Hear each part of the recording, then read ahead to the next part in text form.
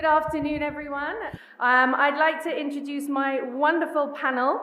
His Excellency Amitabh Kant, who you all know as India's G20 Sherpa. Thank you for joining us, sir. His Excellency Abdullah Shahid, the Minister of Foreign Affairs of the Maldives. His Excellency Tandi Georgi, Minister of Foreign Affairs and External Trade of Bhutan. Ms. Lisa Jackson, immediately to my right, Vice President for Environment Policy and Social Initiatives, Apple, and Mr. Angelo George, whose water you are all currently drinking, CEO of Bisleri in India. And I'm Kate Hampton. I'm the CEO of Children's Investment Fund Foundation, we're the largest philanthropic organization in the world focused on improving children's lives. I'm also a lifelong climate activist and very, very active in the COPs. So I'm sure climate change will be a theme in this panel. We've heard already this morning about the challenges of the energy transition from some great panelists. And for those of you that aren't experts on the topic, it's pretty clear that we need to halve global emissions by 2030. We're also looking at ecosystem collapse in a number of areas. And so decisions taken by governments, investors, consumers, and businesses, even this year, next year, are going to determine whether we're going to succeed in our collective endeavor. I think everybody in this room has been touched in some way by environmental challenges. And so we welcome very much Prime Minister Modi's Mission Life, Lifestyle for the Environment, that he announced at COP26 in the UK, and has put the initiative at the heart of the push for sustainability, not just in India, but around the world, and as part of the G20 presidency. He's been calling for mindful rather than mindless consumption, so that will be a theme today. For those of you that haven't been tracking the story, the Paris Agreement set rolling targets for countries. They have to adopt plans. Businesses are now following suit and setting their own 5-year plans and targets. Non-state actors such as cities and others are following suit. And we're really starting to see a groundswell of effort focused on near-term delivery and investment. So we'll really touch on that today. We're also going to touch on some of the themes that have come up during the day on development finance and the international financial and multilateral architecture today as well. So I'm going to ask some specific questions to each of our panelists, and I'll make sure that we have 15 minutes of Q&A to be led by the wonderful Raisina Fellows. So starting with a question to Lisa Jackson. Obviously, Prime Minister Modi's initiative is really focused on sustainable production and consumption. So as one of the world's biggest consumer-facing companies, can you share with us what role Apple should play in sustainability? Well, Apple is proud to play a leadership role. That's what we should do, but we have set that as our ambition and as our way of working. Apple is, as a company, has been running on 100% clean energy since 2018. In 2020, we announced that as a company, we are carbon neutral. And we understand and believe we must go far beyond compliance. But now the challenge, the fun begins, because Apple is also a manufacturer. We have a global value chain, supply chain. So we've set another goal. In 2020, at the same time as announcing we were already carbon neutral, we said now we want our global supply chain to be carbon neutral, so that every product that Apple makes is carbon neutral. And then we went one more step and said we want every person who uses an Apple product to have access to the same clean energy to charge their product that we have in our stores, in our offices, in our data centers, and with our manufacturers. So our ambitious goal is by 2030 to be every product Apple sells and its use to have neutral impact on our joint climate. Those are the kinds of things that demonstrate the role, I think, of the private sector in what is essentially, with great respect to the ministers on this panel. I'm a reformed government minister myself, but it cannot happen without the leadership that we're seeing here and that we're seeing from these countries. But the private sector has to meet them more than halfway and demonstrate what is possible and do it with innovation, and also demonstrate that you can be successful in the business community while still embracing the climate goals that were agreed to by the world. Thank you, Lisa. And this positive circle of leading companies establishing new norms that then governments are able to regulate against is a really helpful development. I'm going to turn to Minister Shahid. Prime Minister Modi yesterday made a speech where he talked about the most affected needing to be at the table for the decisions that affect them. As one of the most vulnerable countries and a leading country in the climate negotiations, you played a huge role. How are you responding to this agenda, and how does the LIFE initiative resonate with you? Thank you very much, Lisa. To be here while the G20 Foreign Ministers meeting is ongoing is a delight, especially given the fact that Prime Minister Modi has chosen a theme to the conference which resonates with the rest of the world, inclusivity, which is about one earth, one family, one future, which clearly tells us that G20 today is not an exclusive club, that G20 is ready under the chairmanship of India and Prime Minister Modi to listen to the rest of the world, to us, the climate vulnerable countries. Maldives is in the forefront of the climate challenge. We never contributed any to the greenhouse gases, but Maldives and the small island states are going to be suffering most. We should be listened to. Lisa, we have been making this noise, shouting from the top of our voice since 1989. And in those days, the belief is that these small islands are inhabited by just a handful of people. And then, yes, the islands may be taken away by the ocean. We will bring them back to the mainland. But what we were saying from 1989 to today is that our fate today will be your fate tomorrow. And now it is being clearly seen around the world. Yes, the ocean, the sea level is increasing, but it doesn't stop there. The glaciers, my dear friend, colleague, the Foreign Minister of Bhutan and I were just talking about, the glaciers are expanding, the forest fires are raging, storms are becoming more and more intensified, floods everywhere. So everyone is being affected. So it is important that the small islanders, the small people, voice is heard. And I thank Prime Minister Modi for continuously raising this issue. Thank you. And because you mentioned your colleague, and because we are seeing so many good examples coming from some of the most vulnerable countries, I'd like to turn to Minister Dorji for a minute and just ask, for a country that's largely on track for implementing the SDGs, what's your secret, and what could the global community learn from what's happening in Bhutan? Thank you, Lisa.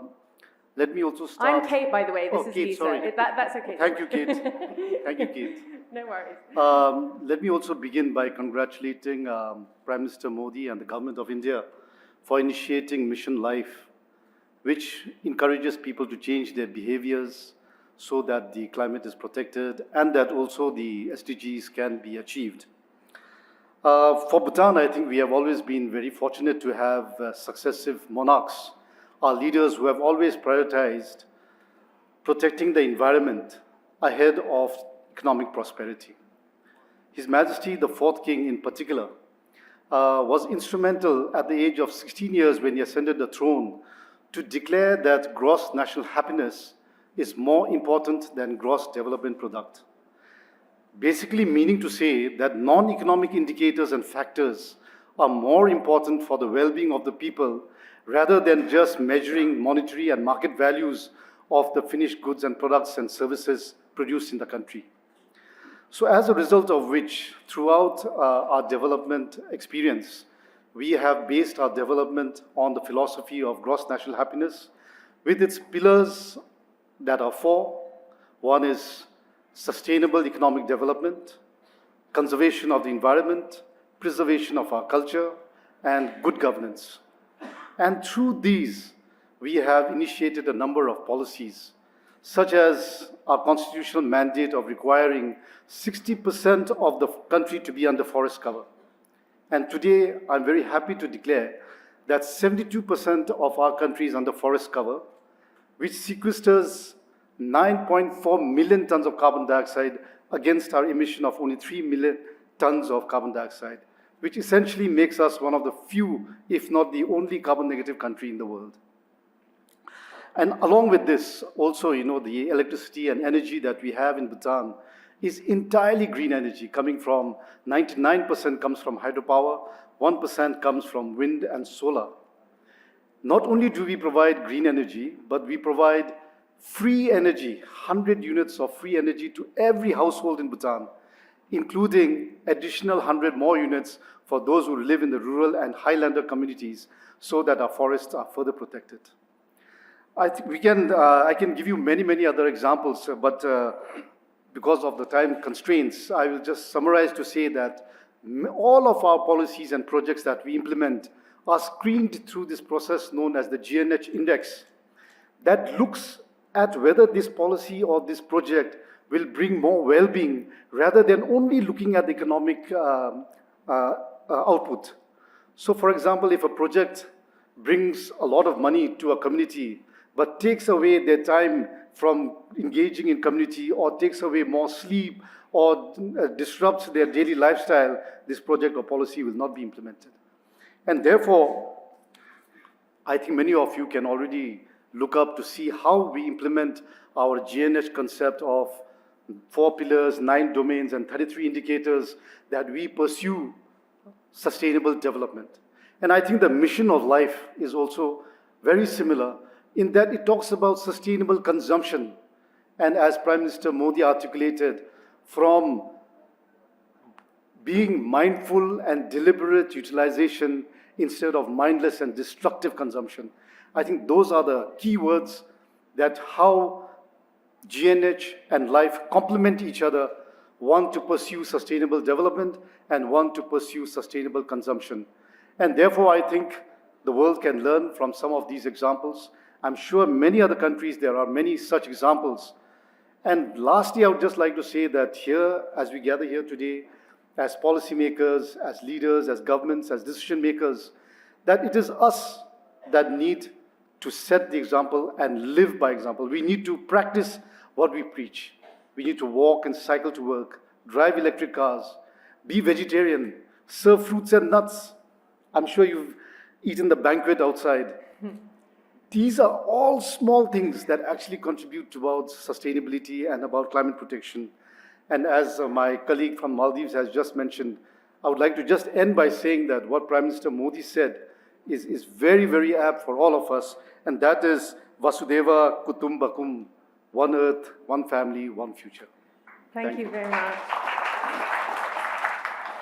Well, and I think the round of applause captures the fact that you're bringing values and purpose, or as economists would say, externalities, internalizing the externalities, for those that are more comfortable with that language. I would like to say, as a person who has never owned a car and doesn't drive, that my family gross national happiness is definitely higher as a consequence. So I'm now going to turn to Angelo George. So you're leading one of India's largest corporations, and we've heard from a global giant. We'd now like to hear from an Indian giant. Perhaps you could talk to us about how you're working on water, because climate change is really affecting water. It's of great concern to many. Many cities are running out of water. So tell us what you think you can do about water. Bisleri is one of the most trusted brands in India over the last 5 decades. We are in the business of providing to consumers safe and pure drinking water, and it's almost synonymous with packaged drinking water in India. I think when you're talking about water, it's important to set the context. A World Bank report indicates that India is possibly the largest user of groundwater in terms of extraction. But I think it's important for us to understand that almost 90% of this is consumed by agriculture in terms of irrigation, about 5-6% for domestic consumption, and the industry really consumes about 5-6%. At Bisleri, our business strategy is centered around responsible extraction of groundwater. Unlike those mega plants which operate on scale efficiencies, our strategy has been to set up a large number of plants closer to the markets to evenly extract the groundwater. Being closer in proximity to the consumption centers also reduce the carbon footprint in terms of transportation for us. I think when we look at India, we are a country blessed with enough rainfall, excellent rainfall. And it's too precious a resource to be wasted in terms of draining out.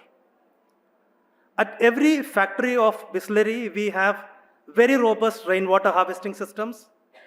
We also work with local communities in terms of refurbishing the ponds and the water bodies which are nearby, which will all go into recharging the groundwater. In terms of our manufacturing, we convert almost 90% of the water that we process, and this in comparison to the domestic RO systems, which actually waste almost 40% of the water. When you're looking at the rural areas, we work with rural farmers, building and maintaining and repairing the check dams, conserving the rainwater and making it available to them through the year, converting barren land into fertile land. Not only that, giving them scope for multiple crops so that improve their livelihood. And I'm happy to share that our initiatives have made the largest water company in India water positive, that we actually replenish more water than what we extract from the ground. I think the government is also promoting water conservation. And we applaud the government in terms of setting this water conservation fee, where the levy goes higher and higher as you move from safe to a critical zone. Even the National Green Tribunal does not permit anymore extraction of groundwater by commercial entities unless there's a comprehensive impact assessment is being done on the environment. One of the challenges which I find is that the latest report, the National Water Commission report indicates that over the last 70 years in India, the per capita groundwater availability has got reduced by 1/4. Now, that's a big wake-up call for everybody. I think the largest use being in agriculture, I think it's important for the country to get into water-efficient crops. I think prudent irrigation systems to ensure the water that you're supplying is fully utilized. And from a domestic consumer standpoint, sensible consumption, moderated, and accountability from the industry, process efficiencies to prevent wastage.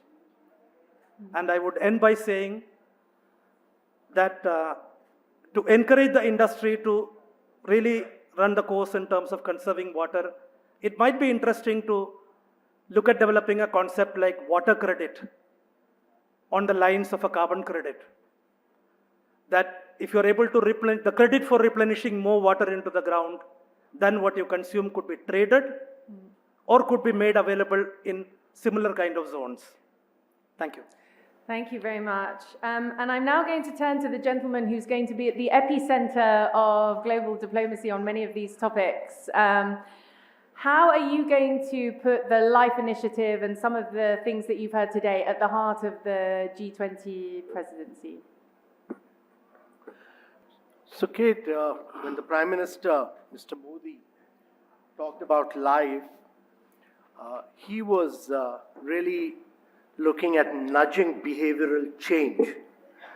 And that is critical because if you look at from COP1 to COP27, countries have committed to long-term goals of what they'll achieve in 2030, 2050, 2070, and so on. And we are looking at every COP on a long-term goal, and I can assure you that in 2049, many countries will talk about 2070 and 2080.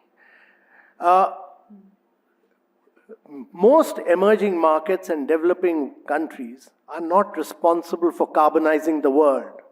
If you look at the world and the carbon space available at 1.5 degrees centigrade, almost 90% of the carbon space has been occupied by the developed world. But irrespective of that, we in India are committed to be the first country in the world to industrialize without carbonizing. And that's why the Prime Minister felt that much like what we are doing in renewable, we achieved our NDC targets 9 years ahead of schedule. Much like we are driving renewables towards green hydrogens and decarbonizing other sectors, we need to push for individual and community behavioral change. How we live, what we eat, what we buy, and how we move. And that is critical because in the emerging markets, if you look at the growth taking place, the growth is all coming from emerging markets. And India in the next 4 decades will see 500 million people getting into the process of urbanization. And that means India will have to create 1.5 Americas in the next 5 decades. Every 3 years, we'll be creating a new Chicago. And when you do this, how you urbanize and how do citizens become an integral part of that urbanization process will be critical. When America urbanized, land, gas, water were all cheaply available. And therefore, America's urbanization was made around cars, fossil fuel cars. And America made cities for cars and not for people. When we urbanize, it's important that we make our cities for cycling, for walking, and we make our cities around public transportation and mass transportation, so that urbanization is on the back of mass transportation. We are able to push our 2-wheelers, 3-wheelers into electric mobility and long-distance transportation into green hydrogen. And that, to my mind, would require a different mindset. It would require individuals to change their lifestyles. This would require a huge amount of behavioral change. But it's more important, when he was talking about it, that the developed world's behavioral change, when you go abroad, you will see lights being switched on, taps being on. And therefore, the world which has carbonized the world with 90% and occupied 90% of the carbon space, they need to ensure that there is behavioral change there so that countries, many of these emerging countries, they can grow in compatibility with sustainability in future. Thank you. And just to do a time check, we've only got a little bit of time for the panel before we switch to questions. And I think we're starting to get to the heart of the problem. I'll come back to you in a minute to talk about global incentives for the change that you're talking about, Mr. Kant. But turning to Lisa, we've heard about this mindset change. You yourself mentioned the whole of society transformation that needs to be underway. Can you talk about how Apple can act as an engine working with communities where you have assembly operations? Many of those communities might be severely impacted by climate change themselves.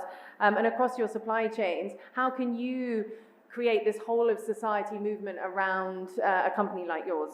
This is such a fascinating topic, because I think the two things that people think of when they think of Apple are innovation. So we haven't really touched on innovation today, but some of what will allow this transformation to take place is innovation, is skipping over old ways of doing things into a future that is quite different. And I could spend more time, but I won't, talking about some of the innovations that Apple needs in order to drive to 2030. It is not a given that the scale of manufacturing that we do and the number of products that we have in the world and the energy that's taken to transport them and to use them, there need to be innovations in a range of areas which Apple is investing in and doing research around, and encouraging partners in the supply chain to find. So, for instance, green aluminum, something that has to happen, is something Apple partnered with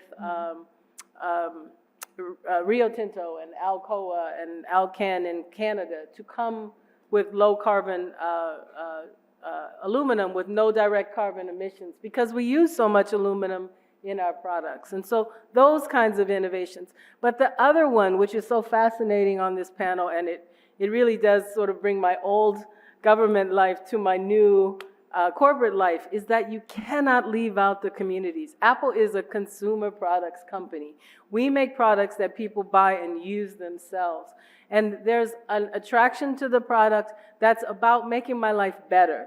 If I feel like this product makes my life better, then that is really important to Apple. That's why we exist. And so part of what we have to do is find ways to encourage the kind of changes that Mr. Kant was talking about, that we heard, that are part of owning an Apple product. Not just that it was made with no carbon emissions, but that it helps you live a better life. We also need to work in communities. I want to give two very quick examples. I'm leaving here to go to Mumbai and outside of Mumbai to visit a mangrove restoration project that Apple is funding. It's not directly related to our work, but the idea is mangroves are so important to store carbon. But fishermen are looking and saying, hey, I have no reason to preserve these mangroves. They don't help me make a living. So the idea is to pay them to help preserve the mangroves so they can make a living, support their families, but we also maintain the blue carbon that's necessary. Lisa, can I cut you off after Please. one example for the interest of time? Yes, Is sorry. that okay? Thank you. No, I'm sure many people want to come up to you afterwards and ask for examples. I want to turn to your counterpart in India. Plastics. That's single-use plastic is a really good example of mindless rather than mindful, but it's very convenient. So, you've heard Lisa talk about the challenges of sustainable consumption. What can you do about plastics? Sure. I think sustainability has been part of our core principles at Bisleri. In fact, all our packaging materials are 100% recyclable. And not only that, I think we were possibly one of the first companies to start plastic recycling as early as the 90s. And I'm actually privileged to share that as an organization, Bisleri is plastic neutral, that we enable recycling of more plastic than what we put into the market. I think plastic per se is a very versatile material which touches us in almost every aspect of our life. The issue is with mindless disposal, irresponsible disposal, which is leading to difficulties in sorting the waste and even in reprocessing. When talking about plastic neutrality, it is about demonstrating the accountability for reducing the scale of the problem. But I think the story is not complete without plastic circularity, which is collecting, recycling, and reintroducing it back into the system to extend the life of the product. Now, evidently when you look at something like glass, it's infinitely recyclable. But then there are associated problems in terms of the cost and the carbon footprint in terms of the additional multi-fold transportation costs and the heat that generates to bring it back in terms of reprocessing.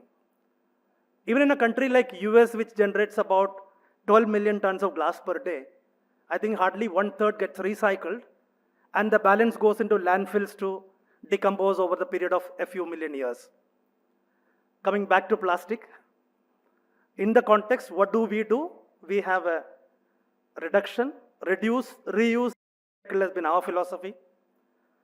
Just in the last year, we have managed to reduce our plastic consumption by about 10%. We have been promoting reusable containers in plastic, and that's become almost 1/3 of our business today. And plastic circularity, when you're talking about, there are three challenges. Collection, I think there is disposal, collection, and repurposing. End of the day, a value needs to be added in terms of repurposing.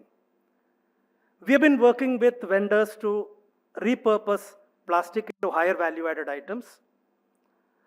And we convert, in fact, the entire uniforms in Bisleri are made out of recycled PET. We convert them into apparels, shoes, bags, and plastic benches, serving the community and ending the life. But like our Prime Minister says, I think the larger impact is possible through behavioral change in the society, in terms of making people understand that used plastic is a valuable resource which can be recycled. Thank you. Thank you very much. And I'd now like to, I was party to a really fascinating conversation in the green room, some of which I'd like to bring in here. The Minister of Bhutan and Maldives talking about the common challenges that you have as countries that contribute nothing to the problem, and yet you face higher capital costs to serve your populations, to meet the SDGs. And we've heard a lot of talk today in a number of panels around development finance. You face high costs of capital as lower income countries, and you've got a lot to do if you want to meet the SDGs for your whole population. So what do you think is the role of the international financial architecture, and do you have any recommendations for your neighbour who's going to be leading our G20 conversations? How can we help developing countries be part of the opportunities of green transition through green finance? Either of you? Okay. I'm aware of the time, so I will make it very short. Bhutan was fortunate to be the president, the chair of the LDC group for COP26, and therefore we are very acutely aware about the need for climate financing. I think it's very important to align climate action and development finance. In the interest of time, I can only just summarize to say that the vulnerable and developing countries at this juncture, like many other countries, are going through very tough and difficult times, not only because of the post-COVID economic turmoil, but because of the impacts of climate change. We see the impacts that impact countries like ours, the most vulnerable, who pollute the least but face the most difficult impacts. And we see this through increasing frequency and ferocity of natural disasters. And therefore, it is very important for the financial institutions, the multilateral development banks, to do everything possible to help us. And we know that they have made a lot of commitments, but on the ground, these have not really turned into action. For example, the commitments to have 100 billion annually to help vulnerable and developing countries as climate finance has not materialized. Even of the 100 billion that has been committed, for example, in the last 1 year, of the 51 billion that was given towards for climate financing for low and middle income countries, 65% of this was given for mitigation projects, as compared to only 35% for adaptation. Similarly, if you look at the $31 billion that went towards the high-income countries, 95% of it went towards mitigation and only 5% went towards adaptation. Now, when you look at countries like Maldives and Bhutan, where we are not only faced by all these impacts, but where we lose opportunities because of conservation, adaptation is critical for us. And therefore, the requirement for more climate financing to go towards adaptation is very, very critical for all of us. Thank you. Okay, I'll just end by saying that there needs to be more transparency of data so that we know exactly how much money is going towards climate-related Paris-aligned projects, so that the donors and the funders can accurately say that they have committed this many amounts. Thank you. Thank you very much. There's some support for that in the room as well. I'm going to ask my last panel question before we turn to the floor to Mr. Kant. in the green room, we were talking about another great leader from a vulnerable country, Prime Minister Mia Mottley of Barbados, and the agenda that she's put on the table, the Bridgetown initiative, that really sets out some of the things we were just hearing from Minister Dorji, how to use scarce resources, how to create more impetus in the financial system. And I've seen with India's putting this on the agenda of the G20, there's the announcement of an MDB expert group, and we have the US nominating Ajay Banga, who has a track record on both net zero and financial inclusion, potentially very promising. What do you think, or can you give us a sense of, over the next few months, where India would like to see this agenda go? So firstly, let me say that the developed countries which had committed to providing $100 billion a year at Copenhagen in 2009 because of climate justice have not lived up to it. So, but irrespective of that, there's no shortage of money. There's vast amounts of money available. Private institutional funding is available. But there are risks involved, and private funds will not flow unless and until we are not able to de-risk several regions of the world. The risks in Asia, the risk in emerging markets, and the risks in Africa are very different from the developed world. So therefore, you need new instruments of blended finance, credit enhancement, you need first loss guarantees. And that's what an institution like World Bank should be doing. They were constituted, World Bank and IMF were constituted post-World War II in the post-Bretton Woods period. They've outlived their utility. They should become institutions for financing climate change. They should become institutions for supporting sustainable development goals. And they should bring in the multiplier impact of indirect financing. That should be the modification. Thank you. Well, and I have to agree. I think what's exciting is that we are seeing this real movement around this at the moment, and I'm expecting great things this year. I would like to turn to our wonderful Raisina Fellows. I had the pleasure of talking about some of these topics with them just a couple of days ago. Thank you. Over to you. First question. Hi.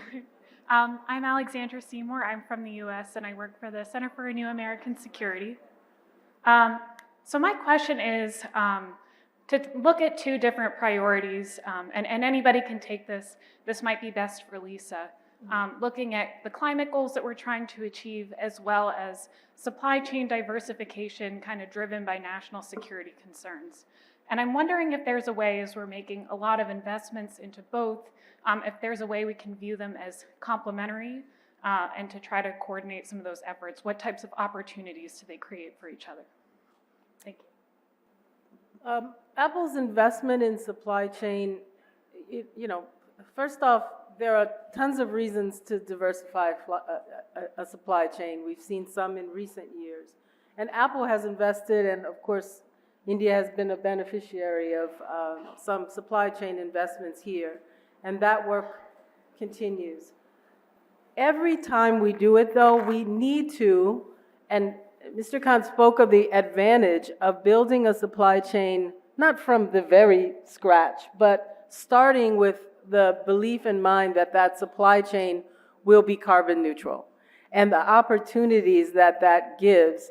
So I think the opportunity in supply chain expansion is that we can do it from the position of a mindset and governments that are very supportive of being carbon neutral, of 500 gigawatts of clean energy, as we've seen a commitment here, as we've seen in many countries post-Paris, this idea that realizing that the manufacturing sector has to decarbonize. So I think there's tons of opportunity in general in supply chains for manufacturing, and we need to show, and Apple has shown, we have over 213 of our suppliers have already pledged to be carbon neutral for their Apple production. What we find is once they go carbon neutral for Apple, they go carbon neutral for all their production, and our role is really to help mentor and show them that they can continue to grow and build a business and be carbon neutral at the same time. Thanks very much. And now the more patient people over here on the left, who I didn't go to first, the lady at the microphone. Ma'am, my question is from Madam CEO of Apple. Ma'am, we know that most of the energy consumption of the product comes from the process of production. And also in this panel session, we talked about how important it is to indulge ourselves in behavioral changes, focusing on not on mindless destruction, but careful utilization. But the business model around which we see Apple working, wherein Apple comes up with new products every 6 months or in a year, and then consumers are promoted to go ahead and buy the latest version. Although many people go ahead and get their products recycled, but recycling also goes ahead and takes up energy. So this consumer behavior that Apple is promoting, which is now also being taken up by other business houses around the world. So do you not see this as mainly decreasing the rate of sustainability which we are aiming towards? Thank you. And I'll take another question over there, and then I'll turn it back to the panel, the lady at the microphone on the right. Hello, my name is Afni and I'm from Indonesia. Changing life habits and the logic of consumption in society is a big challenge, especially in countries where products or services are less accessible. What do you think is the best approach to convince these people to turn into environmentally friendly lifestyle? Thank you. And do we have one final question, the gentleman over there, and then we'll turn back to the panel. Good evening, everyone. My question is to Mr. Amitabh Kant. Sir, we talk a lot about millets, and we are also celebrating the International Millets Year in 2023. We are also gifting, millets packs to the G20 delegates. But when it comes to taking action on the ground, government, seems absent. So FCI mostly procures wheat and rice through its quotas and not millets. So why don't we increase the quota of millets in FCI procurement and distribute them through PDS and midday meals? Thank you, sir. Okay, so I think some were directed at you. I'm happy to go first.